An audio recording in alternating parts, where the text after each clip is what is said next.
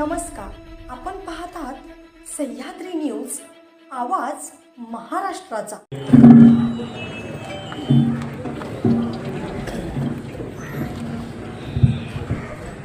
आज खानापूर येथे महायुतीचे उमेदवार सन्माननीय सुहासभाईंच्या प्रचाराच्या निमित्तानं इथं उपस्थित असलेले राज्याचे स्टार प्रचारक आणि उद्योगमंत्री सन्माननीय उदयजी सावंत साहेब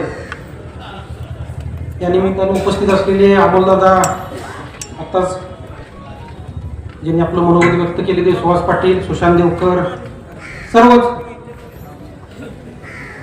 स्टेजवरील उपस्थित मान्यवर आणि खानापूर घाटमाथ्यावरून आपण सर्वजण इथं उपस्थित झालेले सर्व सरपंच, उपसरपंच, सर्व सदस्य, आमचे खानापूरचे सर्व नगराध्यक्ष, नगरसेवक आणि आपण सर्व उपस्थित बंधू आणि भगिनींनो,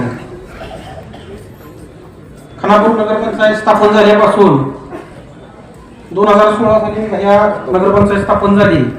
2016, 17, 18 आणि 19चा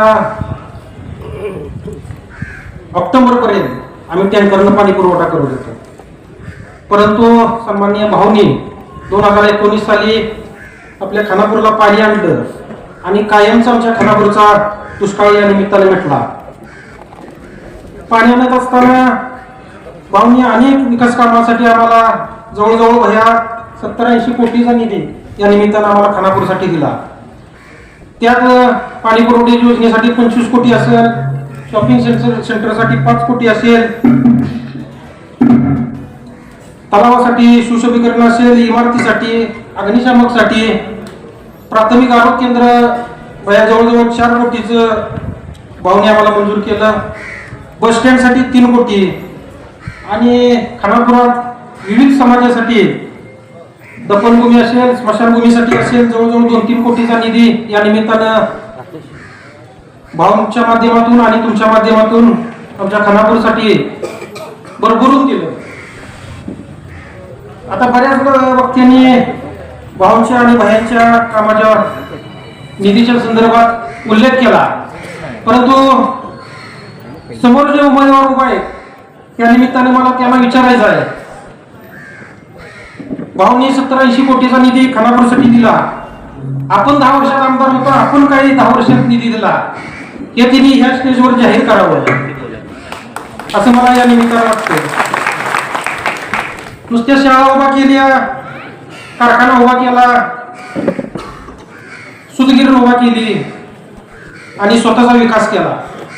आज ते कर्मचारी कुठे आहेत हे प्रत्येकानं शोधावं। प्रत्येक कर्मचारी भैया या निमित्तानं सगळ्या मतदारसंघात ओरडून प्रचार करते। पुढे प्राचार्य ओरडतोय, मागे शिक्षक ओरडते, बाहेर तुम्ही आणि हे काही कर्मी राहणार नाही।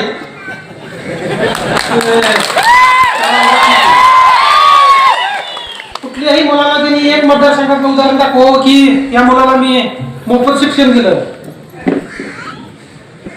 परंतु अशा प्रकारचं त्यांनी त्यांचे व्यवसायासाठी हे सगळं उभा केलेलं आहे।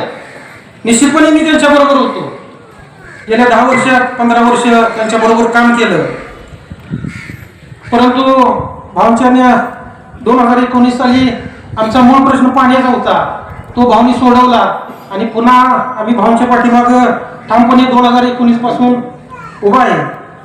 आमच्या नगरपंचायतीत साहेब विट्यात सुद्धा गाड्या होते आणि आमच्या खानापूर मध्ये सुद्धा गाड्या आहेत।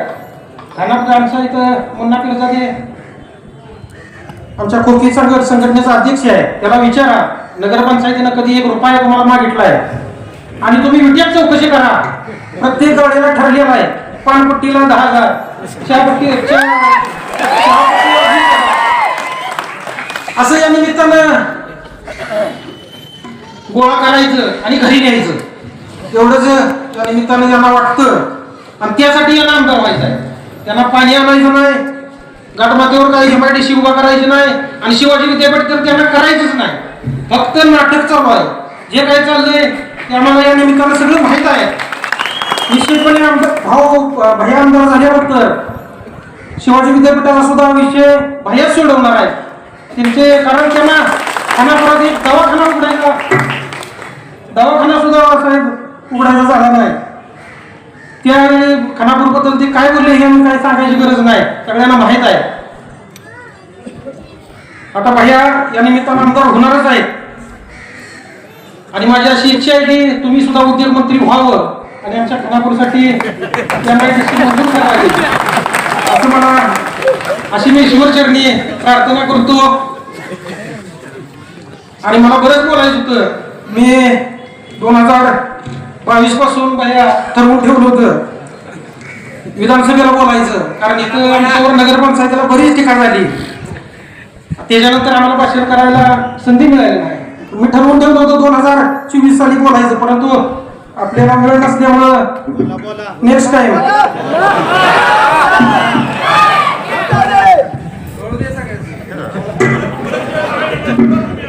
बरेच मुद्दे आहेत, नको साहेबांना वेळ झालाय, पुन्हा एकदा आपण 23 तारखेला बोलू असं मला वाटतं. आणि माझं मनोगत संपवतो. जय हिंद जय महाराष्ट्र.